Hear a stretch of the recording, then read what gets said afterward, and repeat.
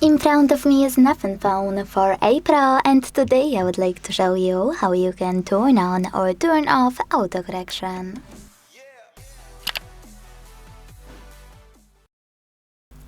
First of all, go into Settings and scroll all the way down to tap on System. Now select Keyboard, on-screen keyboard, and Gboard on the left. Finally, tap on Corrections and Suggestions. This way you can access this switcher next to autocorrection and turn it off or switch it on.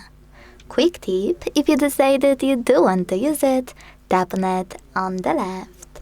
This way you will get access to this switcher next to Undo Autocorrect on Backspace.